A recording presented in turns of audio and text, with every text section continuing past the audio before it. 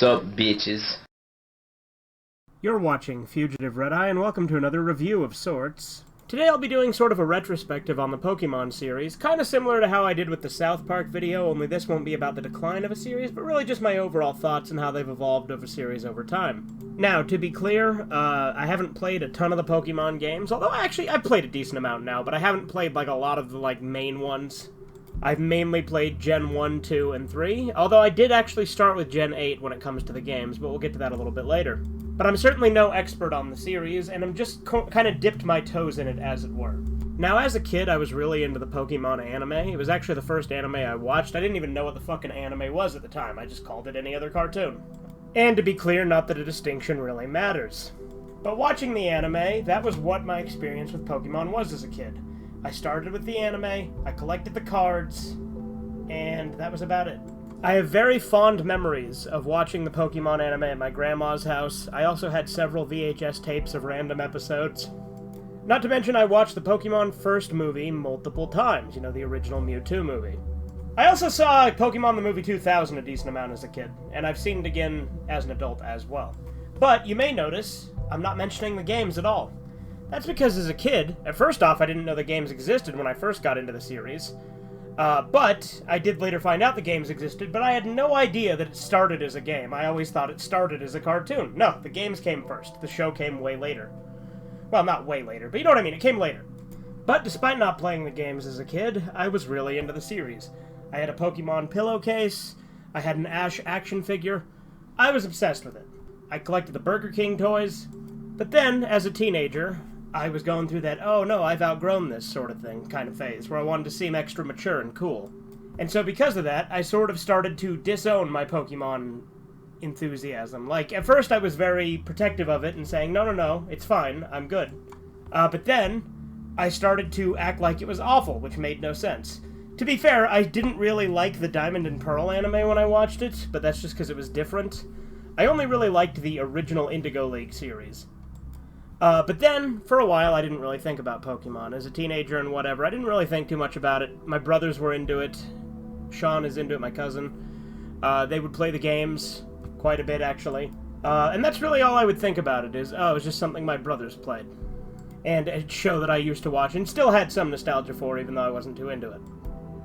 Then, in about 2020, I think, or may have been 2019, but it was fairly recently, I think it was 2020, I played through Pokemon Shield with my friend Spencer.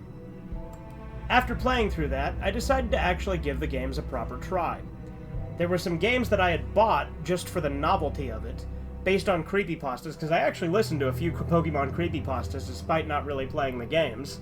But I had bought some ROM hacks specifically because, you know, I thought it was kind of a fun gimmick. Like, I bought the Dragon Ball Z Team Training one, and I bought Pokemon Creepy Black on Game Boy Advance. I would later go on to get Creepy Black on actual Game Boy as well, because the Game Boy Advance one actually isn't complete, it only goes up to Brock, which is the first gym if you guys don't know. But if you're watching this, I assume you do. But I did play the Pokemon Creepy Black Game Boy Advance version. That was the first one I played on stream. I did it on part of a Halloween stream as sort of a special for that. And then I would later go on to play several other Pokemon games, including Pokemon Christmas Edition. Pokemon Crystal was the first actual proper Pokemon game I played, though I actually used a Game Shark to give myself the Pokemon I wanted. I would play that Dragon Ball Z Team Training game, and honestly it's funny because I bought that because I wasn't into Pokemon, and I thought, oh, it'd be fun with Dragon Ball characters, but I actually don't like that one all that much because they fucked up the typing and made it really weird. But I would also play Pokemon Kurosu, I would play Pokemon Cock version, and I would play Pokemon Emerald, as well as Pokemon Leaf Green exclusively on Rumble, among a few others, and I've got others I plan to play. But having actually played the games, I started to get really into them, and I'm currently on kind of a binge, as you may have guessed with the fact that I decided to make this video, and if you've been watching me on Rumble, then you've seen that I've been streaming Leaf Green quite a bit. And actually playing the games, I realized I fucking love these games. They're turn-based RPGs with the added element that instead of leveling up one character, you're leveling up 6. You're leveling up 6 characters, and the type advantage thing is the unique feature of it, right? You're playing to the types of Pokemon and moves that you're using. The stories are fairly fucking basic, but I'm not gonna lie, I've been kinda hooked for whatever reason. I even started reading the Pokemon Adventures manga recently, so there you go. I also started rewatching the show with my friend Spencer. It's really Spencer that I can thank for getting me back into the series, because he's the one who decided, hey, we should play through S.H.I.E.L.D. And then I would also play Let's Go Pikachu and Eevee, or Let's Go Eevee specifically, with Spencer, as well as a little bit of Brilliant Diamond Shining Pearl. I can't remember which one it was. I think it was Shining Pearl, or whatever. I don't fucking remember. I didn't really like that one all that much. I didn't really get into it. But in fairness, the way that I play games with Spencer was I was making all the decisions while he was the one actually playing. That's sort of the way that we did co-op. Except for with Let's Go, we actually were playing co-op. But the ones that I have streamed on my own, by myself, on my actual streams, I have quite enjoyed. I've had a lot of fun with those. You may notice, like I said, typically my streams tend to be a gimmick. It's usually a ROM hack or a Game Shark. Literally the only time I have played without any sort of gimmick was my Leaf Green playthrough on Rumble. But like I said, I've been hooked on the series. Like I said, the story is not like the most spectacular story. It's fairly child-friendly, obviously, because it's just kids taking fucking monsters from the wild and having them fight. It's not particularly violent. However, there are references to death, and sometimes the games do get surprisingly dark, which is something I like. Which is why I actually liked a lot of creepypastas of it, even when I wasn't into the games. Things like Lavender Town Syndrome, Lost Silver, even Creepy Black, although when I re-listen to the story of Creepy Black, the story is honestly not that freaky. And the ROM hack itself isn't anything spectacular. You just get a Pokemon called Ghost that one-hit kills everything, and then you just die at the end after you become champion. But the darker elements of Pokemon I really like. My personal favorite Pokemon game has been Pokemon Crystal, largely due to the final battle with Red. I really like the progression in that game. The story, again, as simple as a premise it is, I've enjoyed it. And then the final battle with Red was enough to even make it into my top 10 video game bosses video a while back. But I also have recently bought all of the Pokemon Indigo League anime, so that's pretty cool.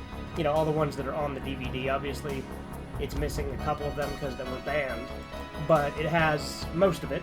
Obviously, they're the censored English dub version, but again, that's also part of the charm. It's nostalgic. It takes me back to my childhood. Pokemon was a big part of my childhood. And this is kind of the opposite of the South Park video, honestly, because the South Park video was me talking about how something I loved growing up, and it was a big part of my life, became absolute shit and boring, and it makes me sad, because I love I love South Park, but I hate the last few seasons. Granted, I haven't actually seen the newest season or two. I don't even know how many there are. The last season I saw was 24. But again, I did a whole video on that, so we're not going to go too much off on a tangent there. This is kind of the opposite of that, me rediscovering a series and actually liking the series a lot more as an adult. I started collecting cards again. I filled up a binder with them. We gave all my old cards to my younger cousin, as well as Kyler has a lot of our old ones as well. So, I've still got, my new ones are completely new. I bought them as an adult. I did videos on collecting them. But yeah, it's a fairly basic, child-friendly RPG series that I've still quite enjoyed, despite that. I like it when the game is darker. One nitpick I do have is that the game doesn't get, two nitpicks, I guess. It doesn't get dark enough. Like, there's Lavender Town, there's that ghost house in one of them. I don't even remember which one, because I've only seen the animation of it. I've never actually seen it in the game. And then there's, the battle with Red, which I disagreed with my friend Spencer on, because he doesn't think it's supposed to be creepy. I think it is. At least in Crystal. I don't know about Heart Gold, Soul Silver.